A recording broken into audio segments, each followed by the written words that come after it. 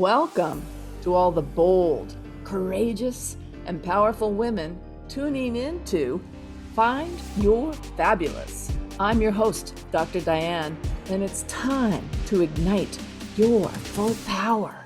Are you ready to embrace your talents and worth and unleash the wise goddess within?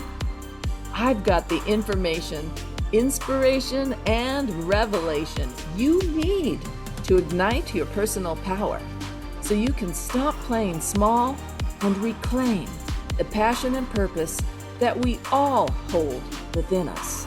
Connect with other powerful spiritual women who yearn to be fully expressed. The world needs you.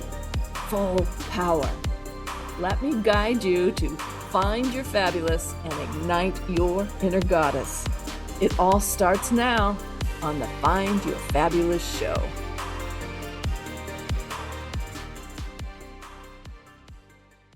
Hello, everyone, and Happy New Year. I'm Dr. Diane Garrison, and you are listening to Find Your Fabulous. It's time to ignite your full power on Transformation Talk Radio. Stay with us for the next 30 minutes and let us help you experience the pathway to finding your fabulous every first and third Wednesday at 8 a.m. Pacific Time and 10 a.m. Central Time, where we will have information, inspiration, and revelation to help you ignite your personal power and reclaim the passion and purpose we all hold within us. In this episode, I'm going to share why this ancient tradition of making New Year's resolutions does not help most people make meaningful change and how we can set ourselves up for change success. So let's talk about this tradition of New Year's resolutions. Just where did this come from? Historically, the first recorded people to set New Year's pledges, which later became resolutions, are the ancient Babylonians, some 4,000 years ago. The Babylonians are also the first civilization to hold celebrations in honor of the New Year. Now, for the Babylonians, the New Year began not in January, but in mid-March when the crops were being planted. New Year's resolutions for the Babylonians were intertwined with their religion, with mythology and power. For example, a common resolution would be to promise the gods they would pay their debts and return all objects they'd borrow from others during the year. Then came ancient Rome, which continued the tradition of celebrating the new year and setting New Year pledges. The Roman New Year was initially on March 15. The Ides of March, as this was the time most important Roman officials, the consuls, took office. The Emperor Julius introduced the Julian calendar in about 46 BC, which declared January 1 as the start of the new year. This new date was to honor the Roman god Janus. Symbolically, Janus had two faces, one looking back on the previous year and one looking forward into the new year. Each new year, the Romans would offer sacrifices to Janus, and people renewed bonds between citizens, the state, and the deities. Blessings and gifts were exchanged. Sounds like a holiday.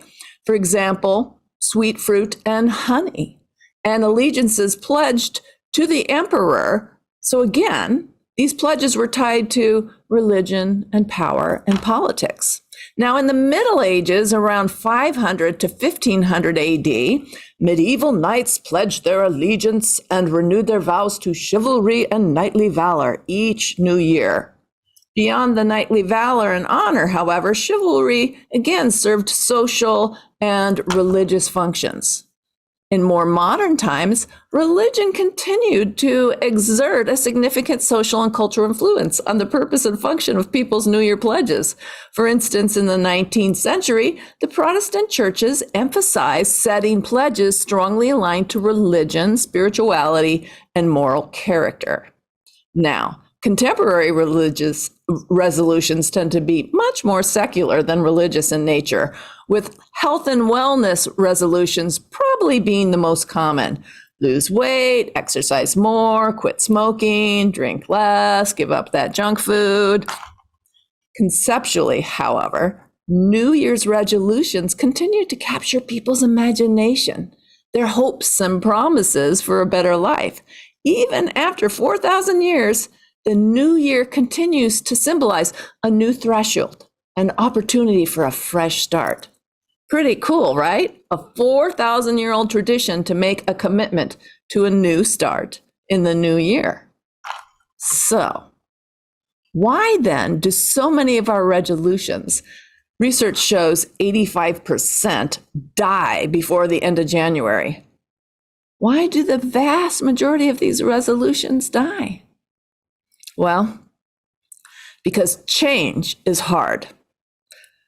But why is change so hard? Most folks are well-intentioned, hardworking, reasonable people who want to be healthy and growth-oriented. The truth is, we humans are creatures of habit. We like feelings of safety and security, and this locks us into our routines and habits, even if they no longer serve us. Yes, we are cursed with a negatively biased nervous system that is all about searching for danger and maintaining safety. The big motivator for us is fear or avoidance of fear, and this creates a built-in resistance to making changes, to trying new things. Our very nervous system defeats our efforts to better ourselves. We create a plan for positive change, and then that critical inner voice, our inner mean girl, starts telling us all the reasons it won't work and who do we think we are anyway. And even if we begin strong in our new goals, the first misstep or challenge to our plan sets off that inner bully once again. And my guess is that most of my listeners have already experienced this built-in resistance. You're listening to Dr. Diane and the Find Your Fabulous show, and you can find out all about my empowerment programs at fullpowerwomen.com. And we are discussing the problems with New Year's resolutions. You know, it takes a lot of effort. It takes stepping outside of our comfort zone and taking risks to create lasting, meaningful change, with no guarantee that all our efforts will be successful. That, my friends, is scary stuff. And if you already feel like you have too much on your plate, the whole change process can feel daunting, overwhelming even. Then there's this basic truth that a lot of resolutions are based on what we think other folks think we should do. They think we should exercise more, lose weight, go for that graduate degree, quit smoking. And because it is not you sensing into your own growth needs, but trying to fit in or please others, well, consider that resolution dead before it even begins. Making meaningful and lasting change requires a heartfelt commitment, a can-do attitude, and a lot of planning and consistent support. But even beyond the commitment, planning, and support, change requires a foundation of self-worth and self-care. You think that losing weight will boost your self-esteem, but if you don't already value yourself, if you don't treat yourself with patience and kindness, chances are your well-meaning efforts will fail. What mindset sounds like it has a better chance of working? God, I'm so fat. I can't fit into most of my clothes. I am disgusted at what I see in the mirror. If I could just lose those 15 pounds, I will feel so much better. Or, I really desire to feel comfortable in my body, to feel fit and full of energy with less pain in my joints. I choose to follow a lifestyle I can be proud of, knowing I am modeling for my kids how to treat yourself well. And I am worth the extra dollars to work with a health coach. The second one sounds like it might work, right?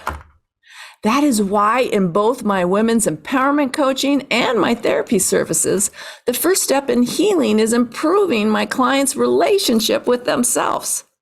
Learning to recognize the voice of the inner critic and purposely softening her messages is true empowerment. Any other desired change is going to be so much easier once you believe in yourself and know how to apply self-kindness and compassion. And if you want some great tips on softening that inner mean girl, take a listen to my last podcast on December 18th, where I was interviewing Master Coach Amy Ehlers, the creator of the Inner Mean Girl Reform School. So let's review. New Year's resolutions, this desire to start the new year with good intentions, is over 4,000 years old. However, most modern day New Year's resolutions die before the end of January because change is hard. Our very nervous systems resist it by triggering the voice of the inner critic. The uncomfortable known, the status quo, is less scary than the new and unknown. We are going to head into a short break, and then I want to share the factors that boost your chances for success, as well as a process to begin defining what your growth needs and desires truly are. But before we break, you can find out all about me and my empowerment coaching at www.fullpowerwomen.com or email me at drdiane@fullpowerwomen.com. We'll be back in just a few minutes.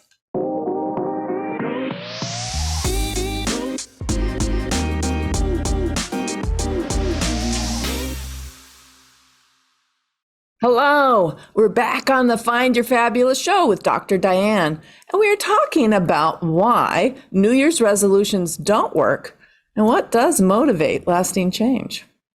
So most New Year's resolutions die before the end of January because change is hard. There's this strange paradox that the primal energy of life itself is growth, from the seed to the full expression of the blooming rose, from the infant to the full-grown adult. This is true for plants, animals, humans, and even this ever-expanding spiral galaxy we call our own. And yet, our very primitive, negatively biased nervous systems are set on resisting change. We feel fear and preserving the status quo, which feels safe, even if it no longer serves us. So it's soul force versus human security needs, and often the security needs win out. So what really causes motivation to change?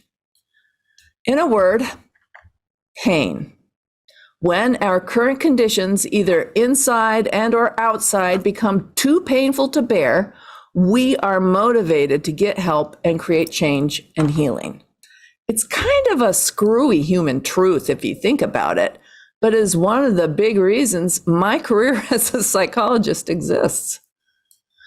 But we want growth. We want healing. We want a joy-filled and satisfying life. So how can we be more successful with our growth intentions and goals? Here we go. First, take time to reflect, to meditate and journal on what you truly desire to create in your life. Mostly we set goals by using our intellect, our ego, and the should and musts of our critical mind.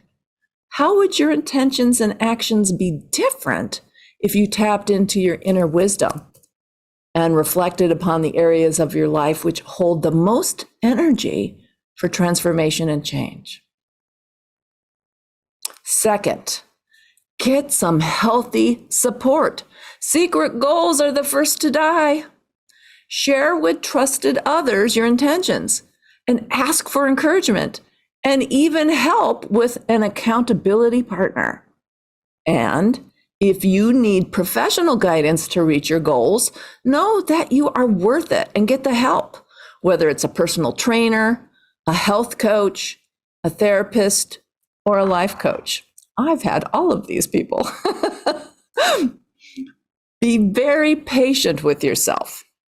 This is the third tip. Beating yourself up will not help you stick to your intentions. You've already tried being critical and it didn't work. Self-compassion, on the other hand, has been proven by research to be very beneficial. And here's the secret sauce. Hold a vision, a very detailed vision of what the changed, empowered you will look like, feel like, sound like, act like.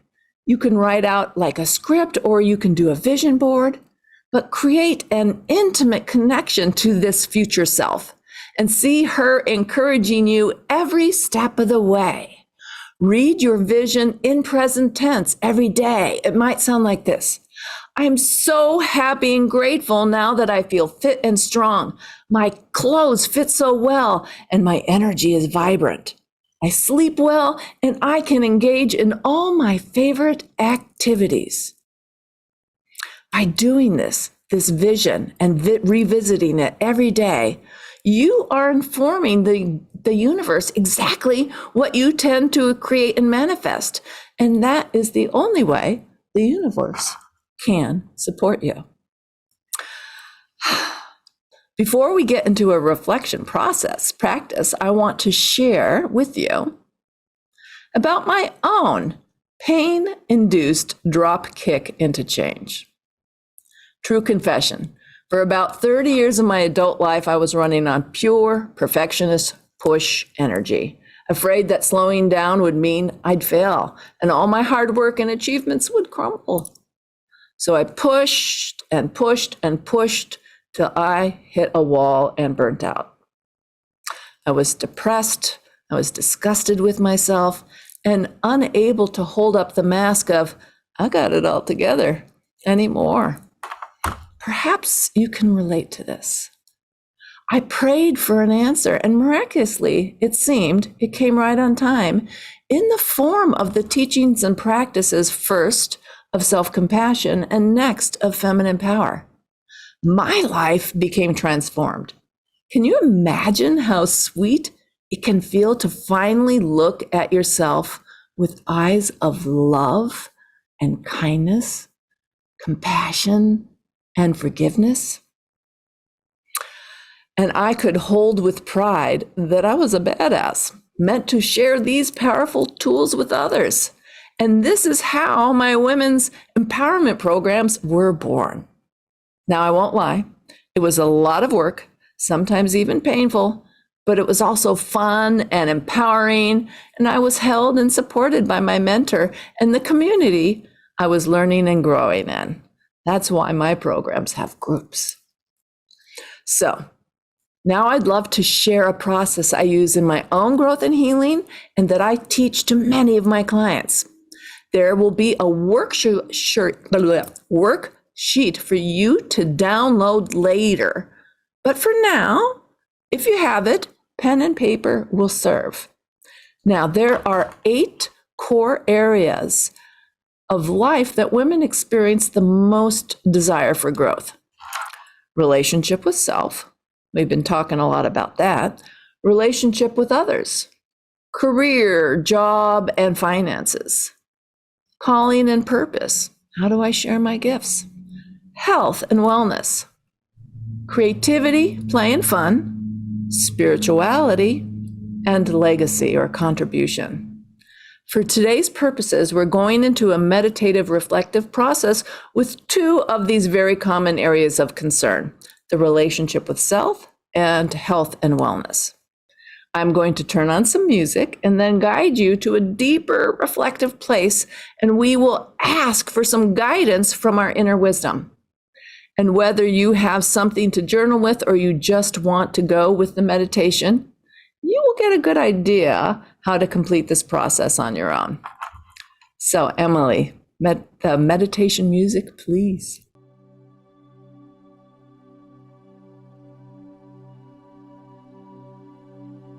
All right. Dear ones, close your eyes. Bring your focus and attention gently Yet purposely inward. Feel your feet connecting to the floor, your seat on your chair, your back against the backrest, your hands wherever they may be resting. And then just take this deep, slow breaths, breathing all the way into your hip space, and then releasing fully with every exhale. Breathing in and letting go. Breathing in and letting go. Breathing in and letting go. And then letting your breath find its own natural. As we call up the energy of our wise woman.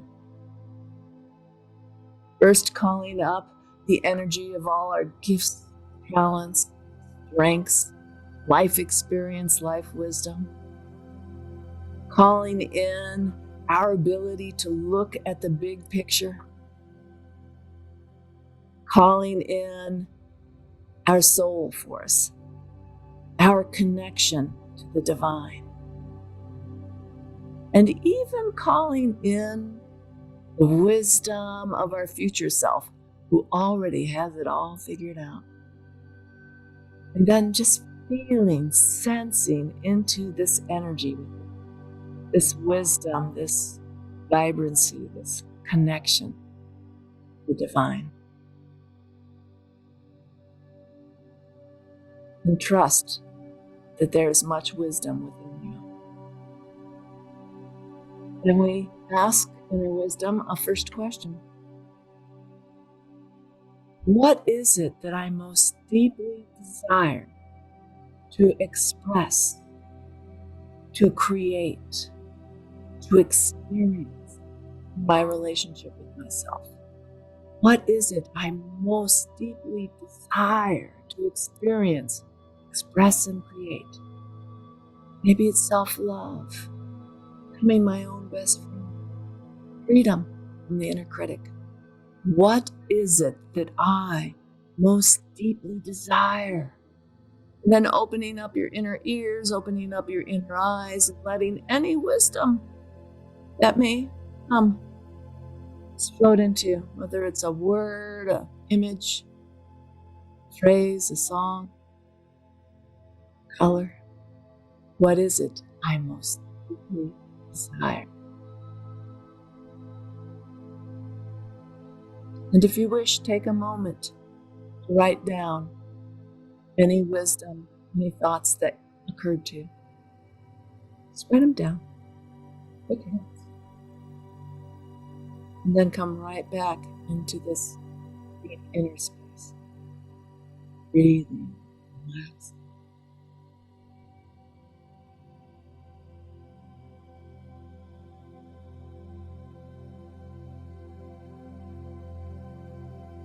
Next, we ask our second question. What is it I most deeply desire to experience, to express, to create in my own health and wellness? Maybe it's healing. Maybe it's fitness. Maybe it's freedom from depression.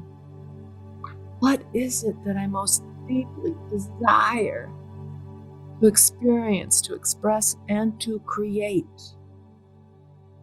in the area of my health and wellness?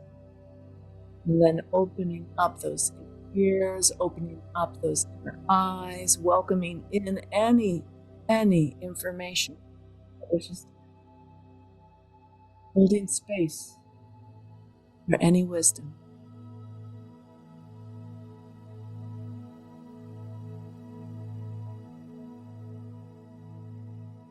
And if you wish, taking a moment to jot down some notes. Otherwise, just keep breathing, floating, this energy within.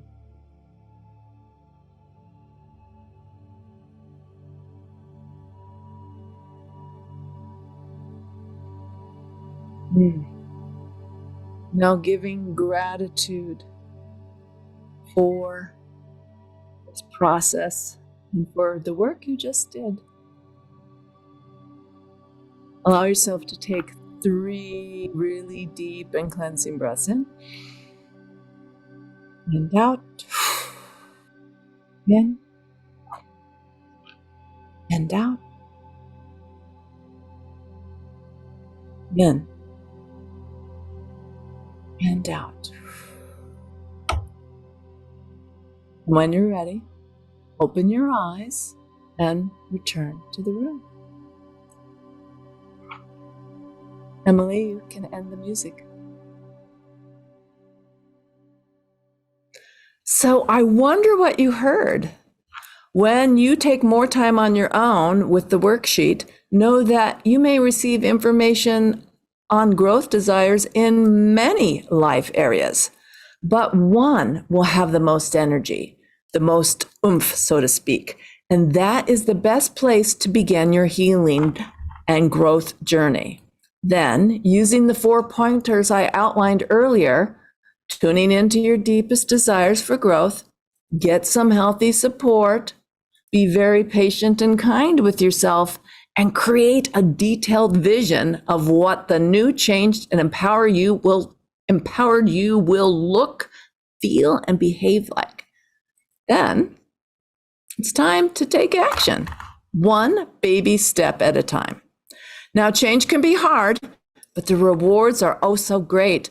Now, remember to look for the worksheet PDF on the podcast description, and I have another special gift for you. To help you review 2023 in a very generative and loving way, take advantage of Master Coach and Women's Leadership expert Amy Ayler's End of the Year Ritual. It will again be posted on the podcast bio. And you can learn all about my coaching at fullpowerwomen.com or contact me at Dr. Diane at fullpowerwomen.com. I want to thank you all for tuning in to Find Your Fabulous with Dr. Diane. I had a wonderful time. Please join me every first and third Wednesday of the month at 8 a.m. Pacific, 10 a.m. Central, and 11 a.m. Eastern Time. Next time on Find Your Fabulous on January 15th, I will be interviewing integrative physician and menopause expert Dr. Rose Kumar, and we will discuss how menopause can actually be a time of empowerment for women. Have a great day. Have a happy new year, and I'll see you back in a couple of weeks. Bye. I'm your host, Dr. Diane, and you have been listening to Find Your Fabulous. It's time to ignite your full power. Tune in every first and third Monday of the month at 8 a.m. Pacific Time on Transformation Talk Radio for information, inspiration, and revelation to ignite your personal power. Connect with other bold, courageous, and powerful women who are ready to stop playing small and reclaim the passion and purpose that we all hold within us. The world needs you, full power. To find your fabulous and ignite your inner goddess, visit fullpowerwomen.com.